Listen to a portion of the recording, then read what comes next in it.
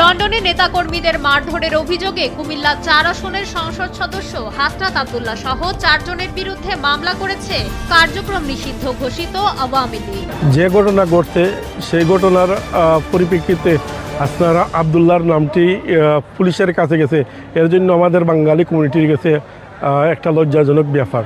আসসালামু আলাইকুম ভিউয়ার্স, দেশ ও দেশের বাহির থেকে যারা আমার ভিডিওটি প্লে করেছেন জানাচ্ছি আন্তরিক শুভেচ্ছা অভিনন্দন। আশা করি সবাই ভালো আছেন, সুস্থ আছেন, আলহামদুলিল্লাহ। তো ভিউয়ার্স, আমরা জানি লন্ডনে অক্সফোর্ড ইউনিভার্সিটির গেটের সামনে হাসনাত আব্দুল্লাহকে ব্যাপকভাবে লাঞ্ছিত করে ফ্যাসিবাদী দোসরেরা ঠিক ডিম নিক্ষেপ এবং তার উপরে অতর্কিত আঘাত পর্যন্ত করেছে। সেখান থেকে কোনোভাবে বেঁচে ফিরলেও এবার হাসনাত আব্দুল্লাহ লন্ডন থেকে বাংলাদেশে ফিরতে পারবে কিনা এটা নিয়ে নানান ধরনের সন্দেহ তৈরি হচ্ছে। দর্শক, এই মুহূর্তে ফ্যাসিবাদী আওয়ামী লীগের দোসরদের দ্বারা লন্ডনেই হাসনাত আব্দুল্লাহর বিরুদ্ধে 3টি মামলা করা হয়েছে এবং সেখান থেকে হাসনাত আব্দুল্লাহকে রেড নোটিশ করা হয়েছে। আগামী 24 ঘন্টার মধ্যে এটার মুখোমুখি না হলে তাকে গ্রেফতার করা হবে।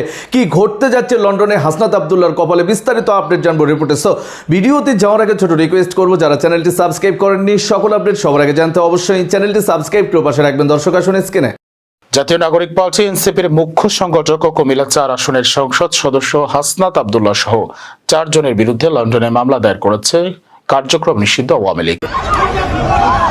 লন্ডনে নেতাকর্মীদের মারধরের অভিযোগে কুমিল্লা 4 আসনের সংসদ সদস্য হাসনাত আব্দুল্লাহ সহ 4 জনের বিরুদ্ধে মামলা করেছে কার্যক্রম নিষিদ্ধ ঘোষিত আওয়ামী লীগ। 19 জুন শুক্রবার লন্ডনের ক্যামব্রিজ থানায় দায়ের করা এই মামলায় এনসিপির আরও 3 নেতাকে আসামি করা হয়েছে। এর মধ্যে জাকির চৌধুরীকে জিজ্ঞাসাবাদের জন্য থানায় নিয়েছে ব্রিটিশ পুলিশ। মামলাটিকে স্রেফ অপপ্রচার ও নাটক বলে উড়িয়ে দিয়েছে এনসিপি ইউকে অ্যালায়েন্স। এক প্রেস বিজ্ঞপ্তিতে সংগঠনটি জানিয়েছে, প্রবাসে হাসনাত আব্দুল্লাহর ক্রমবর্ধমান জনপ্রিয়তা ও ঐতিহাসিক সফলতাকে বাধাগ্রস্ত করতেই এই হীন চেষ্টা। হাসনাত আব্দুল্লাহ তাই এমপি তাই নির্দেশ আইসইন, ইয়া তাই দেশ তাই মব সৃষ্টি করে আইসইন, মব সন্ত্রাস করে আইসইন, তাই অনেক তাই একজন এমপি, বুঝতে হবে তাই একজন এমপি। তাই ইকানো ইয়া তাই আমরা এক বাঙালি কমিউনিটির একজন বাইরে তাই চাকুলিয়ে হামলা করতেন, তাই সন্ত্রাস বাহিনী লিয়ে হামলা করতেন, তাই অনেক একজন এমপি। তাই আমরা তাই এটা তাই বুঝতে হইব, তাই তো চেংরা বুঝছই না মব সন্ত্রাস করছইন, এখানে তাই বুঝতে হইব তাই নজন এমপি।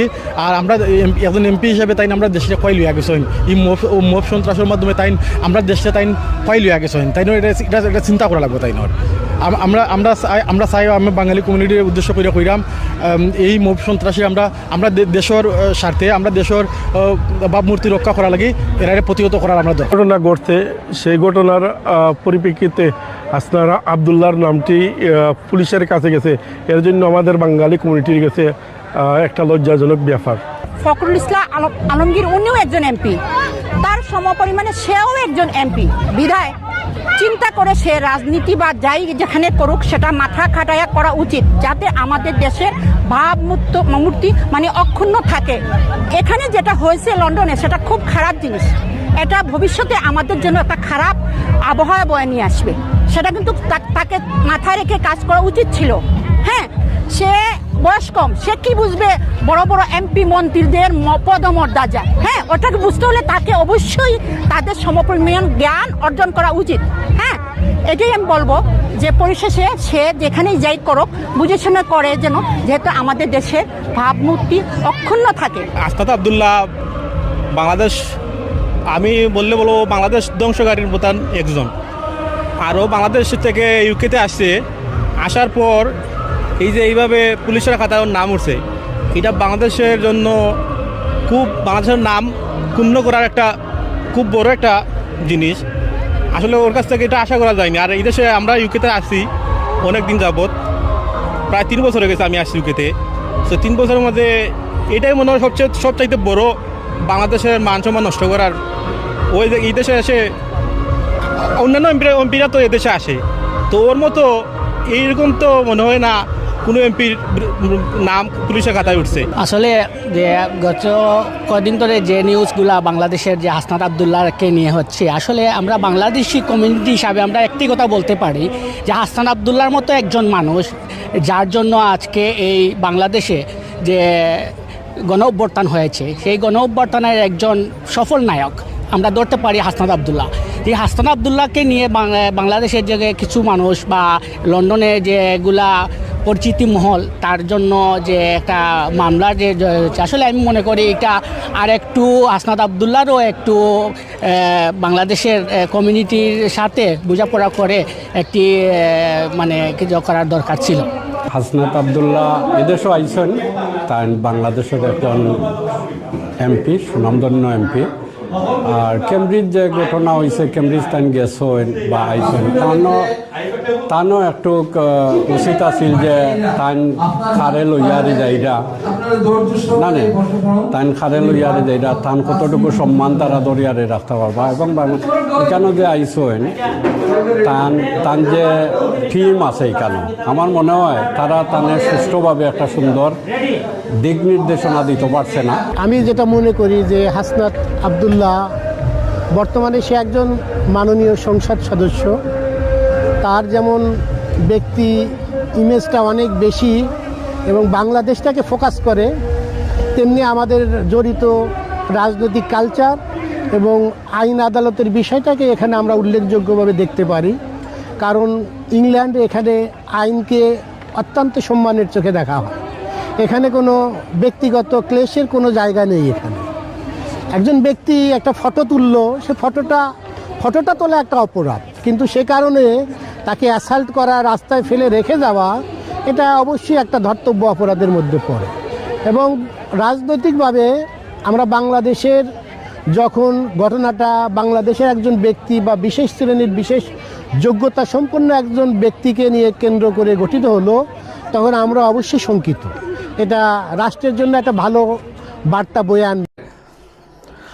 দর্শক, স্ক্রিনে আমরা সে সম্পর্কে বিস্তারিত জানলাম। এই বিষয়ে আপনাদের মতামত কমেন্টে জানান। কেউ ভিডিওটি স্কিপ করবেন না। পুরো বিশ্ব জুড়ে যেন আওয়ামী লীগ এখন একটি আতঙ্কের নাম। শুধু লন্ডনই নয়, মালয়েশিয়ায় বা বিভিন্ন দেশেও কিন্তু এর প্রোপাগান্ডা ব্যাপকভাবে ছড়িয়ে পড়েছে। যেখানেই এনসিপি নেতাকর্মীরা উপস্থিতি, সেখানেই আওয়ামী লীগের আক্রমণ। এমন মুহূর্তে বাংলাদেশে আগামী 23 জুনকে কেন্দ্র করে কি ঘটতে যাচ্ছে আমরা আরও বিস্তারিত জানবো রিপোর্টে। ব্রিটেনে এসে পুলিশি ঝামেলায় জড়িয়ে পড়লেন এনসিপি নেতা ও কুমিল্লা 4 আসনের সংসদ সদস্য হাসনাত আবদুল্লাহ। জানা যায়, গত 19 শুক্রবার লন্ডনের ক্যামব্রিজ থানায় হাসনাত আবদুল্লাহ সহ 4 নেতাকর্মীর বিরুদ্ধে মারধরের অভিযোগ এনে একটি মামলা করেন জুবায়ের আহমেদ নামের এক ব্যক্তি, যিনি ছাত্রলীগ ও আওয়ামী রাজনীতির সঙ্গে জড়িত বলে জানা গেছে। হাসনাত আবদুল্লাহ ছাড়া এই মামলার আসামি করা হয়েছে এনসিপি নেতা এহতেশাম হক, জাকির চৌধুরী, শাহিন আলমকে। সংশ্লিষ্ট সূত্র জানিয়েছে, পুলিশ হাসনাত আবদুল্লাহর সঙ্গে যোগাযোগ করে ঘটনার বিষয়ে বক্তব্য দিতে অনুরোধ করেছে। হাসনাত শনিবার রাতে একজন আইনজীবী সহ উপস্থিত হয়ে বক্তব্য দিয়েছেন বলে জানা গেছে।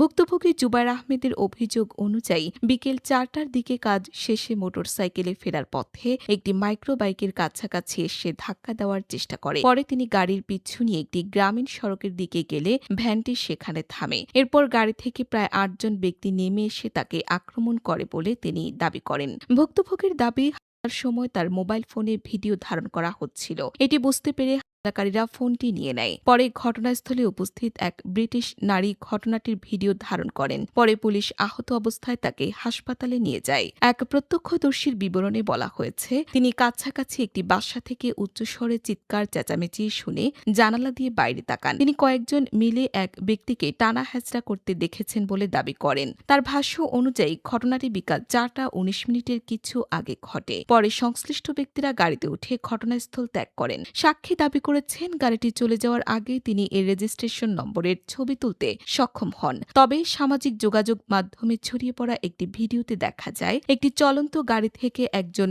মপেড চালকের ভিডিও ধারণ করা হচ্ছে। ভিডিওতে মপেড চালকে অস্বাভাবিকভাবে গাড়িটিকে অনুসরণ করতে এবং অশালীন ইঙ্গিত করতে দেখা গেছে বলে দাবি করা হয়। এদিকে নাম প্রকাশ না করার শর্তে হাসনাত আবদুল্লাহকে আইনি সহায়তা দেওয়া একজন আইনজীবী বলেন, পুলিশ তার মক্কেলের সঙ্গে যোগাযোগ করেছে এবং ঘটনার বিষয়ে তথ্য ও বক্তব্য চেয়েছে। তিনি তার বক্তব্য দিয়ে পুলিশকে সহযোগিতা করেছেন। এ বিষয়ে এনসিপি ইউকে অ্যালায়েন্স এক বিবৃতিতে অভিযোগ করেছে যে যুক্তরাজ্যে আওয়ামী লীগ ও পতিত ফ্যাসিবাদী সরকারের সমর্থকরা রাজনৈতিক উদ্দেশ্য প্রণোদিতভাবে তাদের নেতাকর্মীদের বিরুদ্ধে অভিযোগ ও মামলা দিয়ে হয়রানির চেষ্টা করা হচ্ছে।